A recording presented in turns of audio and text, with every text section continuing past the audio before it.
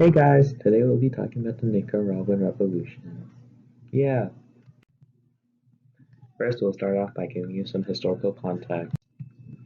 The Nicaraguan Revolution was a proxy war between the Sandinistas, who were supported by the USSR, and they were against the Contras, who were supported by the US, although US Congress forbade Ronald Reagan, the president at the time, from giving them help.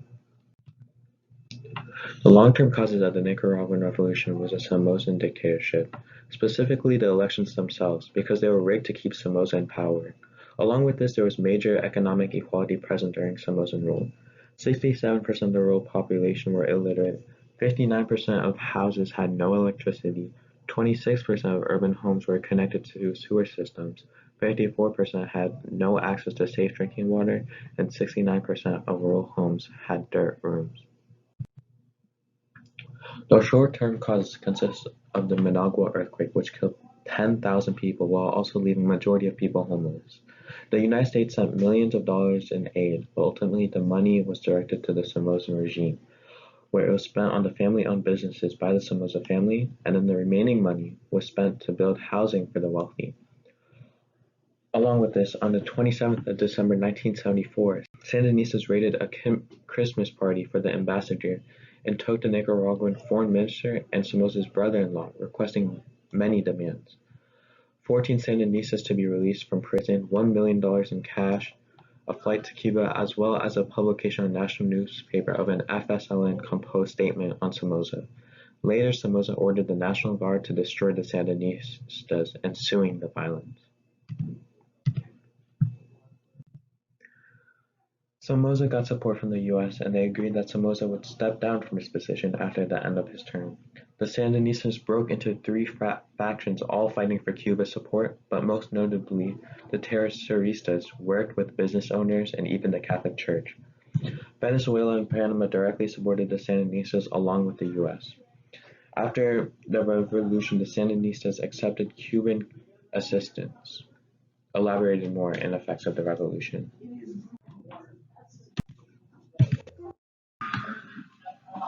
The main part of the revolution was finding allies. The Terroristas began to contact various business leaders and landowners to form an anti-Somoza coalition. Then they attacked the National Guard barracks in hopes of inciting a general rebellion. It was a failure, but caused many young Nicaraguans to be impressed of their bold actions. Another important tactic that was used was propaganda. Chamorro was a famous opposition leader in Nicaragua and head of the newspaper La Prensa. He investigated and exposed corruption in both the government and Somoza family. He formed the UDEL opposition alliance but was killed. In response, a construction workers union began a strike to protest, and many COSIT members joined the strike. There was a lot of violence on both sides of the revolution, and there were many rebellions, and the Sandinistas would arrive to coordinate resistance movements. Young people attacked the National Guard, and the Sandinistas ended up creating a 40-member group to respond quickly to any disturbances so they could take control and inspire more youth to join. They would briefly assault the National Guard positions and then quickly retreat, and they launched simultaneous attacks because the government was making a lot of arrests. Sandinista guerrillas consolidated in Costa Rica and came to be called the Southern Front. The rebels, part of the prolonged war faction in Honduras, formed the Northern Front. The Northern Front was smaller, but they attacked first. They seized the city of Esteli, simultaneously attacked Leon, Condega, Chinandega, Ocotal, and El Sos. The National Guard fought the guerrillas street by street. The guerrillas were able to escape at night, however, and the National Guard used heavily handed tactics, and it shocked the Nicaraguans and international parties. Small battles erupted across the north and west of Nicaragua, and they caused a lot of destruction. National Guard tanks destroyed La Prensa building, and they also killed Sandinistas at the southern border. During the Nicaraguan Revolution, there were no significant advancements in technology. Thus, the Nicaraguans relied heavily on the support of other countries in terms of both supplies and weaponry. though many countries did not even provide the Nicaraguans with modern weapons, as seen in the provision of old Cold War weaponry to the Sandinistas.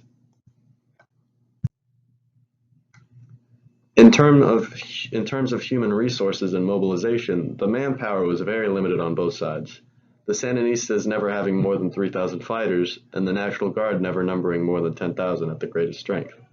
The Sandinistas reached one of their most powerful points in 1978 when they resupplied and organized the three factions, placing 1,500 soldiers at the southern front.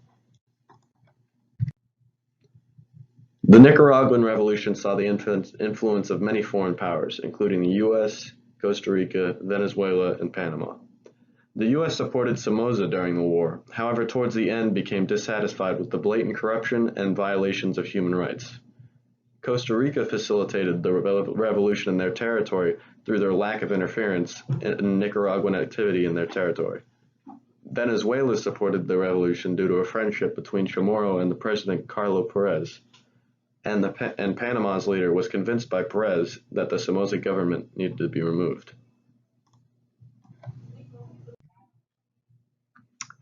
The U.S. was present in Nicaragua and supported the fall of the Somoza government through the proposal of an ultimatum, however quickly became irrelevant due to how fast the revolution between the Sandinistas and Somozas was progressing at the time.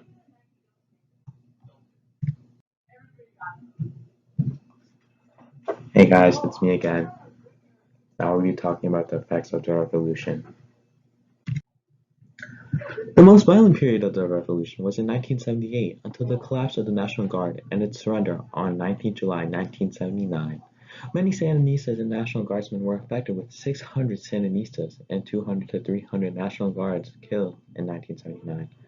Many civilians were also caught between the two groups, with 9,000 to 50,000 civilians being killed.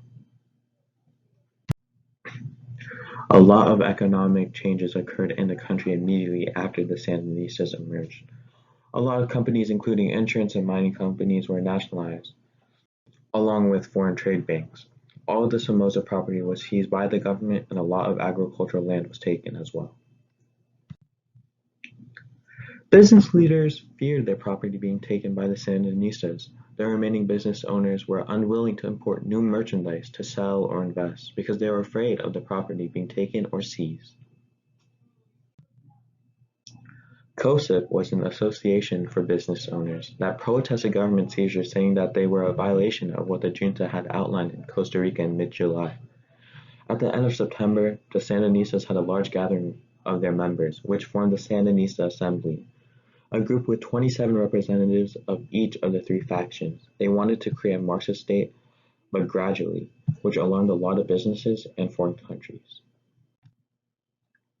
The junta and other government bodies were taken almost immediately and were ruled openly. Somoza was eventually killed by a pre-Sandinista group in 1979 in Paraguay, where he had moved after a brief stay in the U.S. The Junta for National Reconstruction was pushed aside, and the Sandinistas' National Directorate made the most of the decisions. A lot of plans that were made in Costa Rica before the fall of Somoza were ignored. The Sandinistas moved into properties owned by Somoza and his allies and used them for their own purposes. These properties technically belonged to the government, who were supposed to be a part of the ruling coalition. The Sandinistas also took the responsibility of building a new army, the Sandinista Popular Army, ignoring the junta and its Minister of Defense and instead partnering with Cuba. They also formed defense committees, which were organized to try and get Sandinista involvement. It made them a party with mass support that could mobilize tens of thousands of people in a short time for any action that the Sandinistas desired. Chamorro and Robelo resigned from the five-member junta in April 1980, protesting Sandinista domination of the government.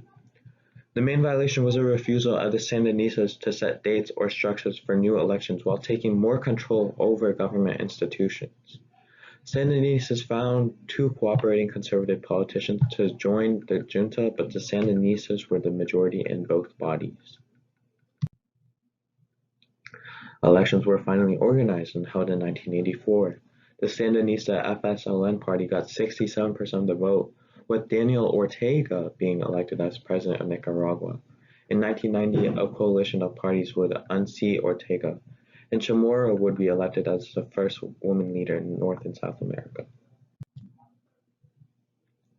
Many human rights violations took place during the Sandinista rule. The Nicaraguan Permanent Commission for Human Rights started to document the Sandinistas' violations. Many National Guards were imprisoned and put on trial, and around 7,500 people were imprisoned altogether. Hundreds of others disappeared and were never seen again. In some areas, many people were executed and buried in mass graves. Within 3 months of power, the Sandinistas abolished the Permanent Commission for Human Rights. The government worked to limit freedoms of speech by censoring the press and limiting public debate on their policies. The Sandinistas began a national literacy crusade to try and eradicate illiteracy in Nicaragua. It was estimated that over 50% of the population could not read or write in March of 1980. The government announced that the campaign brought down illiteracy to under 13% and over 400,000 people were taught to read. Within the next 10 years, over 1.6 million people were taught to read and write through education efforts in rural areas. The government also printed mass amounts of books, and the campaign brought many educated people from the urban areas into the impoverished rural villages for the first time, making an impression on many about living conditions for the poor. Nicaragua's effort to get rid of illiteracy was also acknowledged by the U.S. Impact on women: 90% of rural women were illiterate, 20% of girls attend secondary school, 70% of women with children were not married, and 48% of all households had women as a primary income earner. As a result of malnutrition, rural women had little to no healthcare or education. The treatment of women's rights were very poor, as men could take the salary of their wives and could take control over any children. Men could also divorce women if they were committed or were accused of adultery, but there were no laws penalizing any men for the same act. Women were expected to be cultured and held lowly jobs such as servants and farm workers. They had practically no rights and were neglected by the state. However, Sandinistas promoted social and economic equality for all people and welcomed almost 30% of their movement as women. They fought in guerrilla units, and some were a part of all-women battalions, as well as working as organizers, operating communication systems, and serving as officers, even over men. After the Sandinistas came to power, campaigns to promote and improve healthcare affected women, leading to longer and healthier lives for them and their children. The junta, after the fall of Somoza, announced the equality of men and women as law. Other laws forbade media to promote women as objects of desire, allowed maternity leave, divorce by women from their husbands, and full equality for all children regardless of whether or not their parents were married. Husbands were no longer allowed to collect the salaries of their wives. Women in Nicaragua were allowed to leave traditional roles in farming and servitude. The small number of middle and upper economic class women were soon joined by growing numbers of women from rural areas who joined in improving the status of women. 60% of all teachers were women, and over 75% of people working to improve healthcare were held by women. Over 30% of all governmental positions were held by women in 1987, and even though there were still a small percentage, they were able to rise to management status in some private businesses. While women's lives improved under the Sandinistas, they were still paid less than men and faced discrimination that was illegal but still tolerated. Some of the government's initial enthusiasm to women's rights were put on hold during the war. The Sandinistas did not want to cause potential social divisions, while unity was needed during the war. All the land that was owned by Somoza and his allies was confiscated, along with a quarter of all farmlands in the nation. By 1984, the Sandinistas had confiscated 2.75 million acres of land from those that it said had cooperated with the Somozan regime. This was 1/3 of all farmland.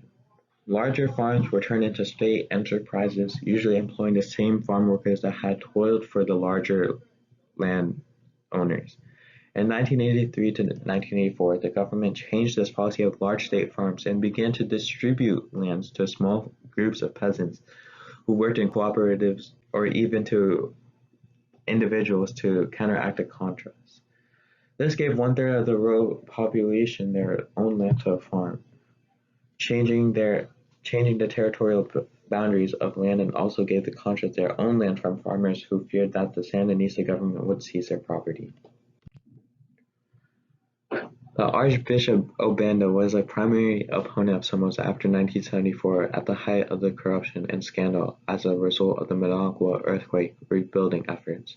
He was the mediator between rebel groups during the Christmas party raid and the seizure of the National Palace by the Sandinistas. Marxism opposed religion, generally because it was seen as a fabricated system to control the masses. This meant that the Marxists and the communist derivatives opposed the church. By 1979, Obando went so far to accept the Sandinista military campaigns as a way to get rid of Somoza and his regime. He also supported the Sandinistas by explaining to Nicaraguans that they should not fear socialism. By the early 1980s, he was in opposition to the Sandinista government, which supported liberation theology. A lot of people believed that the structure of the church was backwards, where there were few or no priests. Catholics who believed in liberation theology believed that regular people, like peasants, could conduct their own religious beliefs. Obando forbade any Catholic priest from participating in the government and expelled a priest from participating in the religious order. He was a cardinal in 1985 and was a popular leader for the Sandinistas, speaking out against Sandinista human rights violations and various injustices. He is still the head of the Catholic Church in Nicaragua. Many historians argue that the real revolution in Nicaragua began with the departure of Somoza and the implementation of the provisional government as the legitimate government of Nicaragua under Francisco Ursullo on July 17, 1979, which caused ceasefire negotiations to collapse and the National Guard dissolve. With the departure of Pizzulo the day after the election of Ursullo and the announcement of his commitment to staying in power, thus leading to the entry of Sandinista forces into Managua on July 19th, the occupational implementation of the renamed Government of National Reconstruction, and the beginning of the Nicaraguan Revolution, while others believe that the revolution began with the development of the Sandinista National Liberation Front in 1962 and their actions leading up to Somoza's departure in 1979.